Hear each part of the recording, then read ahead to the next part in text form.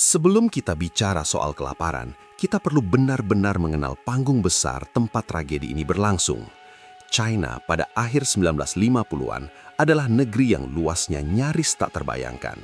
Dari dataran subur sungai Yangtze dan sungai Kuning di timur dan tengah, hingga pegunungan terjal dan wilayah kering di barat dan barat laut. Sebagian besar penduduknya, lebih dari 80%, hidup sebagai petani.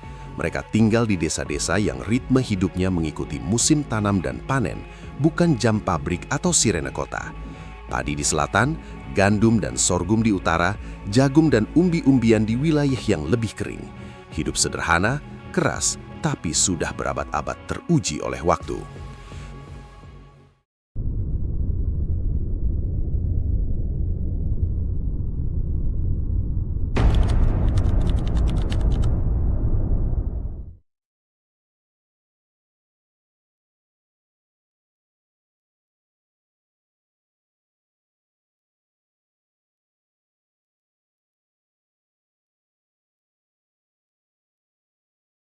Secara sosial dan budaya, masyarakat pedesaan China masih sangat komunal. Keluarga besar, gotong royong, dan tradisi berbagi hasil panen adalah hal yang lazim. Ingatan kolektif tentang kelaparan juga sebenarnya masih segar.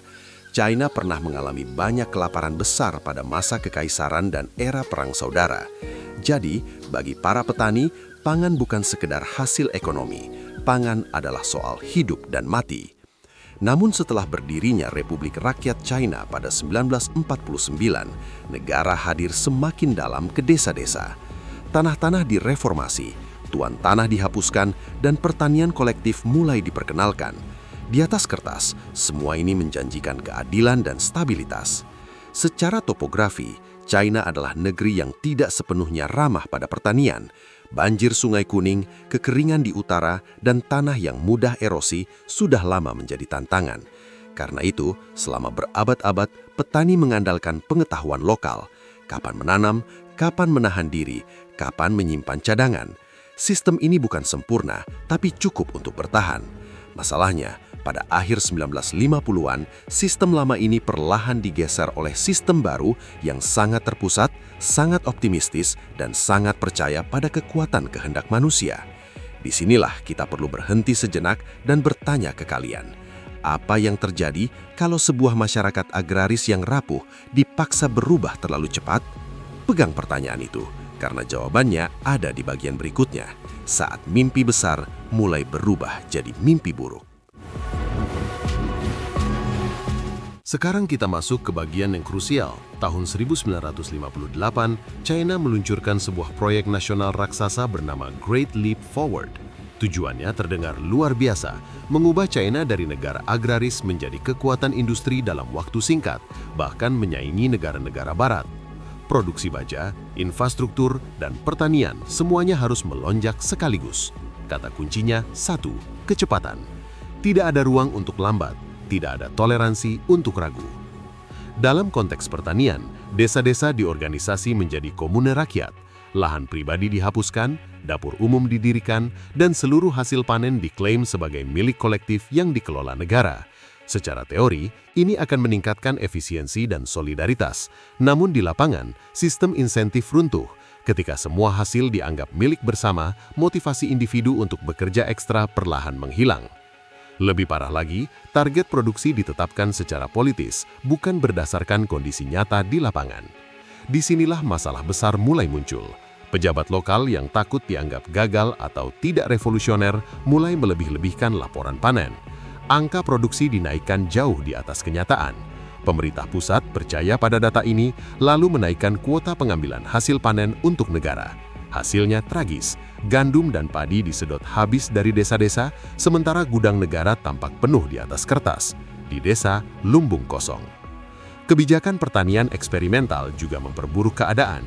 Teknik seperti penanaman terlalu rapat dan pembajakan dalam yang terinspirasi dari teori pseudo-ilmiah justru merusak tanah dan menurunkan hasil panen. Ditambah lagi, jutaan petani dialihkan dari ladang ke proyek-proyek industri kecil seperti tungku baja rumahan, meninggalkan sawah tanpa perawatan memadai. Alam tidak diberi waktu menyesuaikan diri. Pada saat yang sama, kondisi alam memang tidak selalu bersahabat. Beberapa wilayah mengalami banjir dan kekeringan, tapi riset menunjukkan bahwa faktor alam bukan penyebab utama. Bencana ini terutama lahir dari kebijakan manusia, dari sistem yang menolak kritik dan menghukum kejujuran. Disinilah kelaparan mulai mengintip dari balik pintu, pelan tapi pasti. Dan sekarang teman-teman, pertanyaannya berubah. Apa yang terjadi ketika kebijakan salah ini mulai bertabrakan dengan perut kosong jutaan orang? Jawabannya menunggu kita di bagian berikutnya saat roda sejarah mulai berputar tanpa ampun. Tahun 1959 menjadi titik balik. Di banyak wilayah pedesaan, tanda-tanda kelaparan mulai muncul. Jatah makanan dari dapur umum dipotong, lalu dipotong lagi. Awalnya, orang-orang masih bertahan dengan harapan ini hanya sementara. Tapi bulan berganti dan makanan tidak kunjung kembali. Di desa-desa, orang mulai memakan dedaunan, kulit pohon, hingga tanah liat. Ini bukan metafora, ini benar-benar tercatat dalam laporan sejarah. Sementara itu, sistem pelaporan tetap berbohong. Di atas, pejabat percaya panen masih tinggi. Gandum bahkan tetap diekspor ke luar negeri demi menjaga citra internasional. Di bawah, tubuh-tubuh mulai runtuh satu persatu. Mereka yang paling rentan, anak-anak, lansia, dan perempuan jatuh lebih dulu. Banyak keluarga tercerai-berai. Anak ditinggal mati orang tua mengubur anak mereka sendiri. Tahun 1960 adalah puncak tragedi. Kelaparan meluas hampir ke seluruh wilayah Cina. Migrasi ilegal meningkat, orang-orang berjalan ratusan kilometer hanya untuk mencari segenggam makanan. Namun sistem hukuman ketat membuat perpindahan ini berbahaya. Banyak yang mati di jalan. Di desa-desa, kerja paksa tetap berjalan meski tubuh sudah kurus kering. Negara menuntut produksi, bahkan ketika produksi itu secara fisik sudah mustahil. Baru pada akhir 1961, arah kebijakan mulai berubah. Pengakuan kegagalan memang tidak pernah diumumkan secara terbuka, tapi penarikan kuota, pembubaran sebagian komuna, dan kembalinya lahan keluarga menjadi tanda bahwa negara mulai mundur. Perlahan, makanan kembali ke desa. Kelaparan mereda, meninggalkan luka yang tidak terlihat tapi sangat dalam. Namun, sebelum kita bernapas lega, kita perlu menatap dampaknya secara jujur. Berapa harga yang dibayar untuk kesalahan ini? Itu yang akan kita bahas selanjutnya.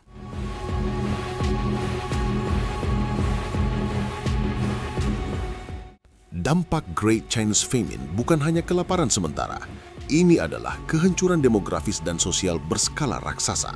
Estimasi korban jiwa bervariasi, tetapi penelitian demografis yang kredibel menyebut angka sekitar 30 hingga 45 juta kematian berlebih selama 1959-1961. Angka ini menjadikannya salah satu bencana buatan manusia paling mematikan dalam sejarah modern. Selain kematian, tingkat kelahiran juga anjlok drastis, menciptakan lubang demografis yang efeknya terasa puluhan tahun kemudian. Secara ekonomi, kerugian pertanian sangat besar, produksi pangan runtuh, tenaga kerja melemah akibat malnutrisi kronis, dan banyak inovasi pertanian justru terhenti. Rumah tangga petani kehilangan alat, ternak, bahkan benih. Dampak psikologisnya tidak kalah parah, trauma kolektif, rasa takut terhadap negara, dan budaya diam yang mengakar kuat.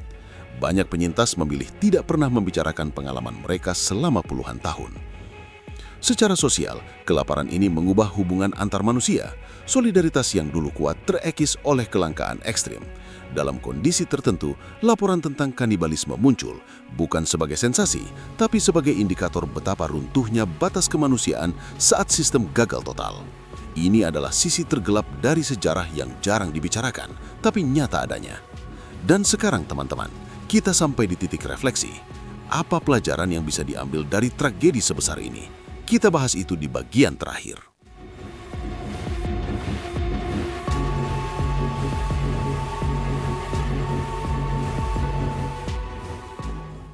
Kalau kita berhenti sejenak dan menarik napas panjang, Great Chinese Famine bukan hanya tragedi tentang kelaparan.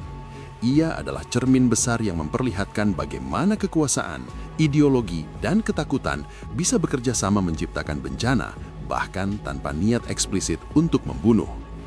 Kritik paling mendasar dari para sejarawan bukan semata pada satu kebijakan atau satu tokoh, melainkan pada sistem pengambilan keputusan yang menutup dirinya sendiri dari kenyataan.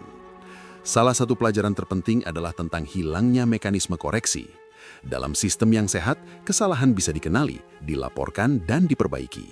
Dalam konteks Great Chinese Famine, mekanisme ini nyaris tidak ada. Informasi bergerak satu arah, dari bawah ke atas, dengan tekanan politis yang membuat kebenaran menjadi berbahaya. Kejujuran tidak lagi menjadi nilai, melainkan risiko. Disinilah kritik utama diarahkan, bukan pada ambisi pembangunan itu sendiri, tetapi pada sistem yang membuat kebohongan terasa lebih aman daripada fakta. Para peneliti juga menyoroti bagaimana ideologi bisa mengalahkan empati. Ketika keberhasilan politik diukur lewat target dan slogan, manusia di lapangan perlahan berubah menjadi angka. Dalam kondisi seperti ini, penderitaan tidak lagi dibaca sebagai alarm, tetapi sebagai gangguan sementara. Kritik ini penting karena ia menunjukkan bahwa bencana besar tidak selalu lahir dari kebencian, melainkan dari ketidakmampuan untuk berhenti dan mendengar.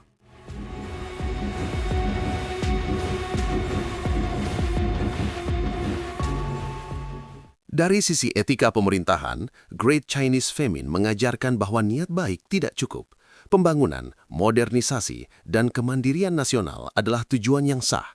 Namun tanpa transparansi, tanpa akuntabilitas, dan tanpa ruang kritik, tujuan-tujuan itu bisa berubah menjadi alat penghancur. Sejarah mencatat bahwa banyak keputusan fatal tetap dijalankan bukan karena tidak ada tanda bahaya, tetapi karena tanda itu sengaja diabaikan atau disaring agar tidak sampai ke atas. Refleksi lain yang tak kalah penting adalah soal ingatan kolektif. Selama bertahun-tahun, tragedi ini nyaris tidak dibicarakan secara terbuka. Diam menjadi bagian dari warisan bencana. Para penyintas hidup berdampingan dengan kenangan yang tidak diakui, tidak ditulis, dan tidak dibahas. Dari sudut pandang sejarah, ini adalah kritik serius. Ketika sebuah tragedi besar tidak dibicarakan, maka pelajarannya pun terancam hilang. Sejarah yang dibungkam beresiko terulang, bukan karena orang jahat, tetapi karena orang lupa. Para akademisi juga menekankan bahwa Great Chinese Famine harus dipahami sebagai peringatan universal, bukan cerita yang eksklusif milik China. Dalam konteks apapun, negara manapun, ideologi apapun, ketika kebijakan dibuat jauh dari realitas, ketika data dipoles demi menyenangkan atasan, dan ketika kritik dianggap ancaman, maka fondasi bencana sudah terbentuk. Kritik ini relevan lintas zaman, lintas sistem, dan lintas negara. Dan sekarang, teman-teman, di titik paling akhir cerita ini, kita tidak lagi berbicara tentang masa lalu semata. Kita sedang diajak bercermin. Sejarah ini seolah berbisik pelan. Bencana tidak selalu datang dengan suara keras. Kadang ia datang dalam bentuk keputusan yang salah, tapi dibiarkan terus berjalan.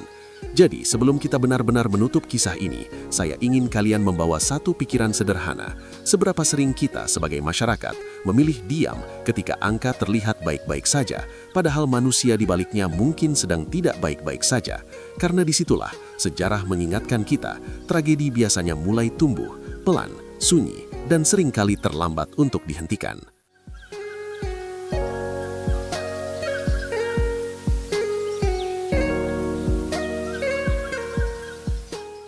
Terima kasih banyak teman-teman atas semua support dan apresiasinya untuk konten kami. Dukungan kalian benar-benar berarti dan jadi semangat bagi kami untuk terus berkarya. Jangan lupa subscribe, like, dan komen ya. Kalau teman-teman punya request topik atau peristiwa yang ingin dibahas selanjutnya, silahkan tulis di kolom komentar. Sampai jumpa di konten berikutnya. Tetap aman dan tetap belajar bersama di Atlas Bencana.